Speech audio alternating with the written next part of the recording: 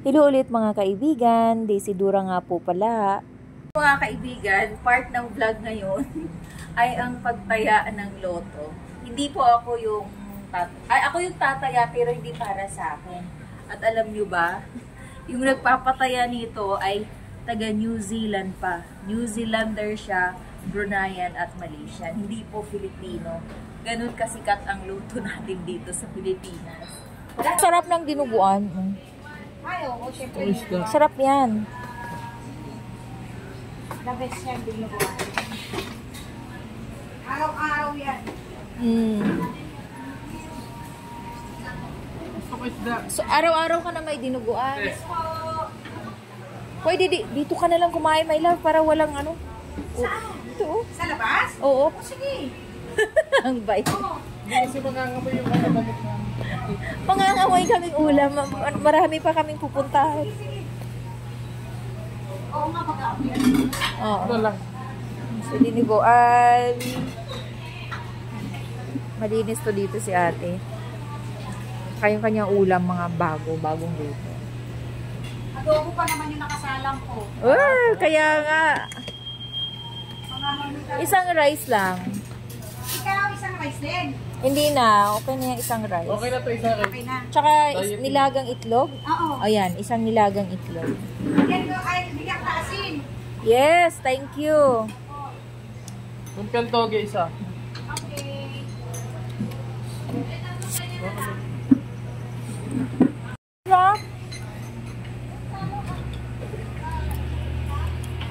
Anong ano to, Kapampangan? Oo, lutong Kapampangan yan. Pero hindi ako Kapampangan, tatay ko. Papayang gata Tapos with... may peanut, butter, Peanut. at saka giling na, para siyang kare-kare. Kaya bumalik na si bakla dito. Wala na. May iba na Iba na yan. Wala na talaga, no? 100 lang lahat yung kinain namin. Hindi. Thank you. So, dito na kasama namin si Romina. After ng 20 kilometers drive, yan. Sinundo namin si Romina sa bahay. Saan pa basa pa yun? Naka-idlip na rin ako dun sa bahay niya. Mayat na ako? Mayat na ako, James. Oo, pumayat na. May fashion show ako, September. Sana manood sa'yo si, si fan mo. Bakit? Pag hindi pumunta sila, kayong dalawa pumuntahan. 6,000 ticket may pagkain. Papunta kami ngayon sa Cosme. Bibisitahin namin si Ate Daisy.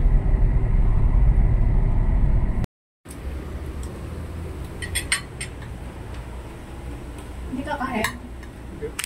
Pagdating pala namin dito sa bahay ni Ate Daisy sa Manila Bridge ay lunchtime na. Kakain ako. At hindi ako nakapagkape bago umalis ng bahay ng morning. Mali Kaya yan. nagkape ako agad bago kami kumain ng lunch. Salamat pala sa libreng lunch. Nagmadali pala ako magkape dahil kung hindi ako iinom ng kape bago kumain ng lunch ay makapadami ako ng kain. So, isa nga pala sa mga binibenta ko ay itong kape na to dahil talagang nakakapag-surprise po siya ng appetite. Napakaganda po kung gusto nyo magpapayat. Isabay nyo po sa araw-araw na 1 week na siya diet. hindi nainom. Na-addict daw si Mama Daisy.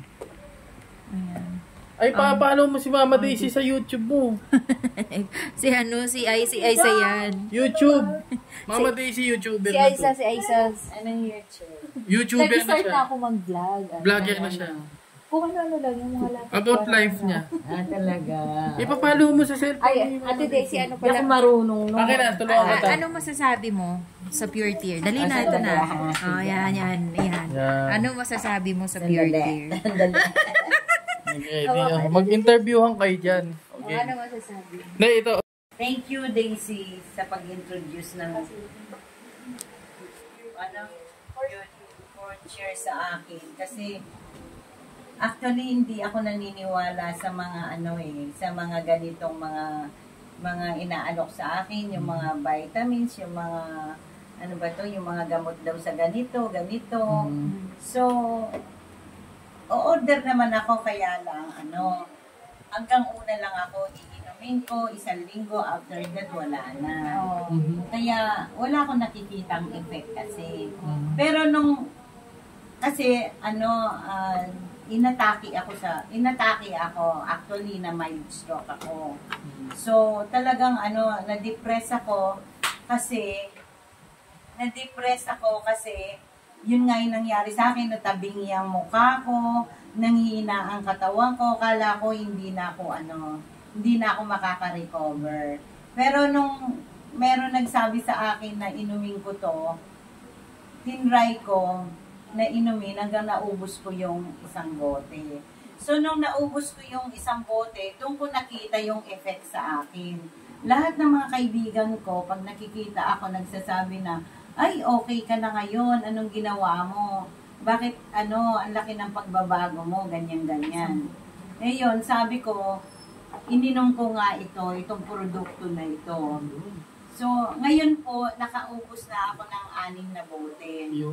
Talagang tinuloy-tuloy ko. Ang nakita kong pinakamagandang epekto, yun nga, lumakas ang katawan ko.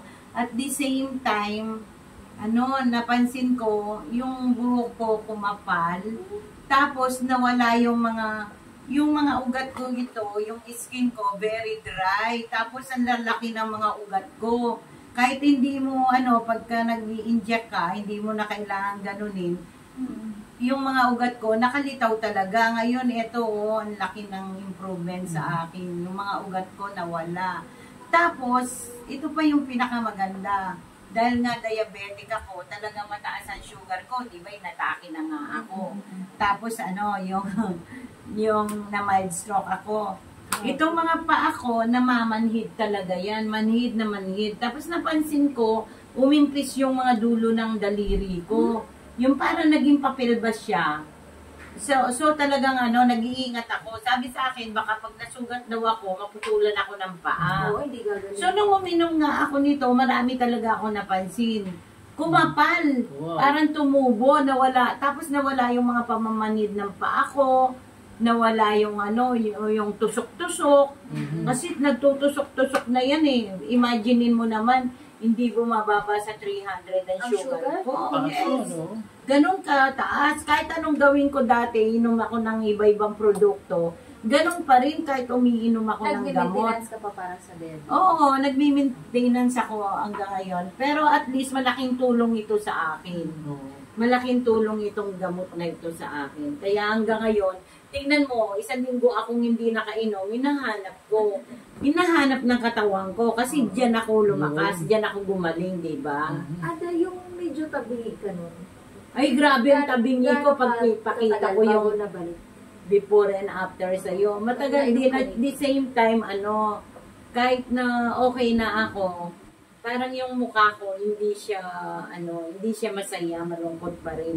Siyempre, tabingi. Nakabagsak yung isa. So, gaano, nung inom ka na nito, ilang linggo bago nagbalik sa dati? Hindi, actually, nakita ko talaga 1 month. 1 month? Wow. Tapos, nung naka 3 months na ako, marami nang bumabati lahat sa akin. Uy, anong ginawa mo? Bakit ang press-press mo? At saka tumaba ka, bumalik na yung katawan mo. Hindi katulad dati, talagang halatang nagkasakit ako. Hindi raw bagay sa akin, mukha raw ako matanda kasi payat-payat ko. Eh ngayon daw, maganda raw ang katawan ko, dapat ganito na lang daw. Eh yun, nung sinabi ko to, ang dami ko na pa-order, diba? Ang dami ko na benta nito. Dahil siyempre, yung mga nakakakita sa akin, gusto rin nila. Kaya lang siyempre, yung ibang walang budget, hindi nila afford, mahal daw. Pero kung gusto mong gumaling, kahit mahal yan, di ba? Talagang bibiling ko siya. Kahit na mahal siya, kasi siya yung nakapagpagaling sa akin. I mean, nakatulong sa akin, di ba? So ngayon, hindi na ako natatakot. Kahit na mahal siya, talagang binibili ko siya. Sinasama ko na siya sa budget ko, di ba? So, ganun dapat. Oo. Thank you very So, hindi much. ako nangihinayang na bilhin siya. Kasi, kesa naman sa magkasakit ako, ang babayaran ko rin naman sa ospital, libo-libo. Eh di, mag-maintain na lang ako nito. Total, Tama. kung kaya naman, bakit ako manghihinayang, Wise di yung ba? decision talaga Sige. na uminom ng Thank you. Thank Thank you Thank very much. you. Yan.